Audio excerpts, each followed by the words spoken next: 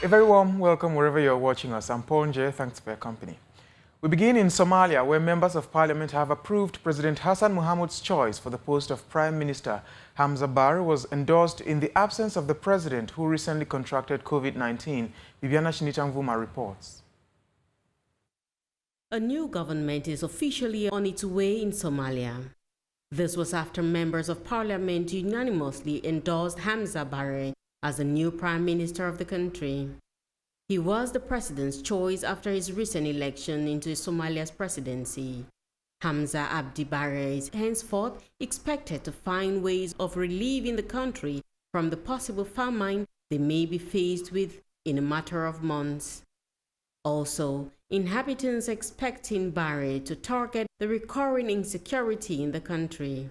Despite the fact HAMZA BARRE was President Mohamud's choice for PM, he could not make it at the parliament while the MPs threw their weight behind BARRE due to his health. He took ill of COVID-19 after his very first trip to Europe as Somalia's new president. This new government in Somalia is looked upon as a ray of hope to this country in the Horn of Africa, which has suffered greatly geographically as well as politically. In the meantime, Ethiopia has denied accusations from Sudan that its forces killed 7 Sudanese soldiers and a civilian. In a statement, the country's foreign ministry blamed Sudanese troops for provoking a skirmish with a local militia group in Ethiopia, leading to the loss of lives.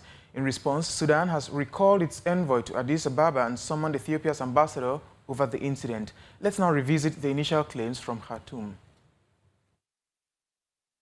The dispute between Ethiopia and Sudan is taking a different twist. This time around, the allegations from one side are grave. On Sunday, Sudan's military accused Ethiopian forces of killing 7 of their soldiers who had been held captive. The statement added that a civilian was also killed. Sudan described the move as treacherous and cowardly, which violates international humanitarian law. The Sudanese military promised to respond to the act, especially as they alleged that Ethiopian soldiers publicly displayed the corpses of the executed Sudanese. Ethiopia is still to react to the latest allegations from its neighbor. Sudan and Ethiopia have been in a dispute for years over different issues. They both claim ownership of a farmland across their common border in Al-Fashaka, where fighting between their forces has sometimes taken place. Added to that is Sudan's disapproval of Ethiopia's construction of its Grand Renaissance Dam on the Nile River. With tension between both parties heightening, it remains to be seen what regional partners will do to resolve the dispute. And as I did say a little earlier, Sudan-Ethiopia has denied all allegations. Quick question: what's the best way to counter attacks from armed gangs? Well, I'm sure security analysts would propose a military option, but in Nigeria's Zamfara state, authorities are going beyond that. Listen to this. They've decided to authorize civilians to own guns in order to defend themselves against armed rebels and kidnappers, locally known as bandits. It's all part of efforts taken by some state governments to curb insecurity in Nigeria's fragile north.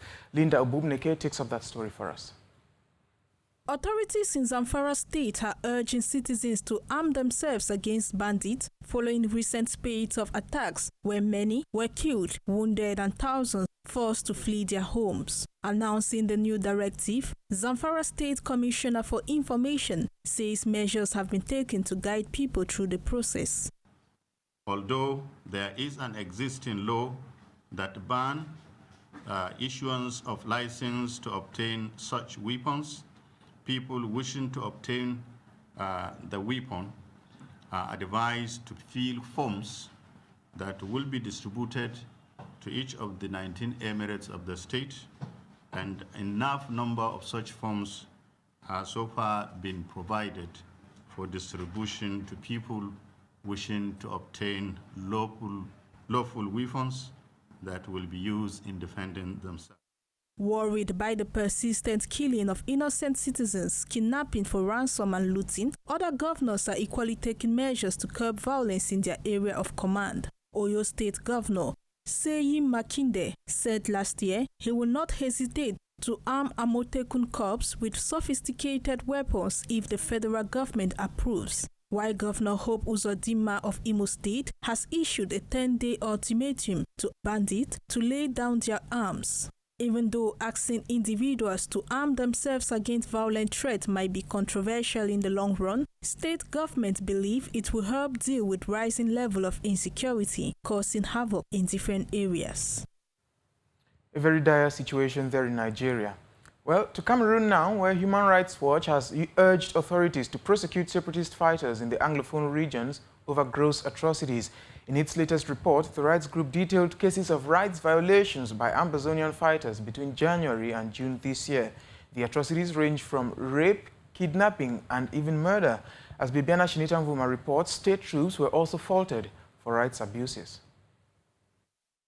Kidnappings, terrorism, rapes, murder are just a few of rights violations separatist fighters inflict on inhabitants in the northwest and southwest regions of Cameroon. After viewing reports to this effect, Human Rights Watch has called on the leaders of these separatist groups to urge their fighters to put a stop to these violations. They further called on them to hand over such fighters who refuse to change their ways to authorities for prosecution. According to reports, schools, hospitals, residences, and automobiles, among others, have been burned by these separatist fighters. Worst of all, several people have been kidnapped, women and children raped, and others brutally murdered. The number has been so alarming and increasing, causing the Human Rights Watch to make this recent proclamation with the hope of these acts coming to a stop.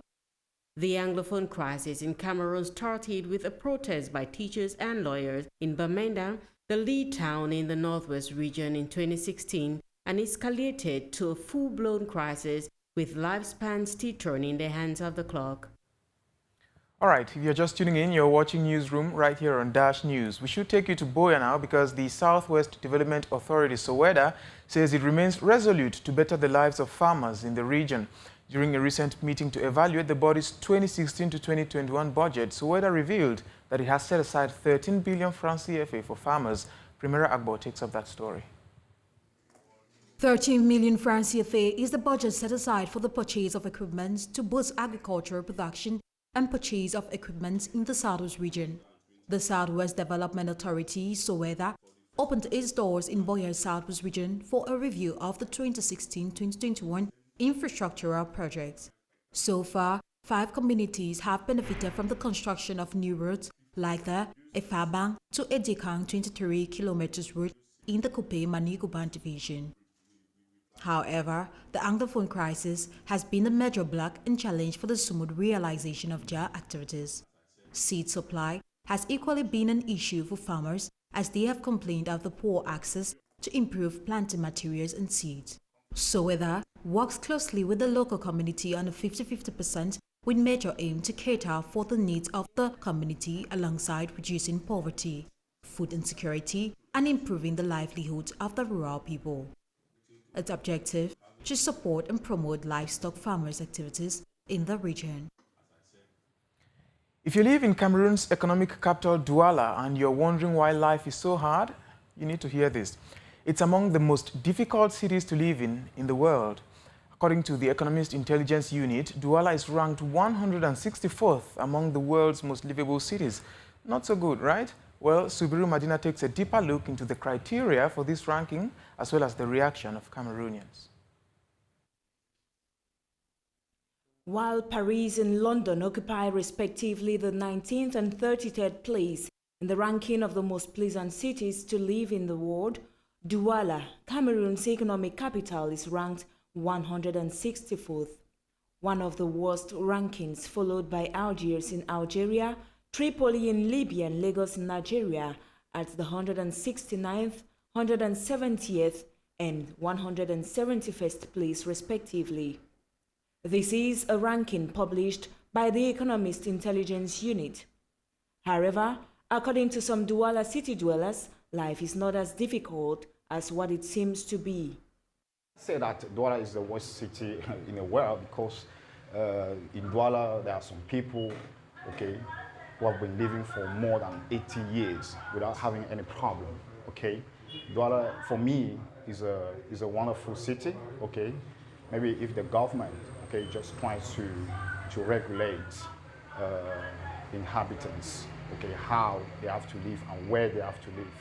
So I think economically, Douala is very wonderful. And when we talk about information, okay, there's information in Douala.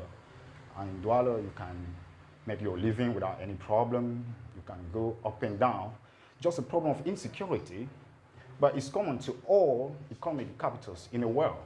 Economic capitals now meet that problem. So of insecurity, you can talk of high rate of banditry, and but I think if we curb that problem, it will be okay. There's another problem again, flood.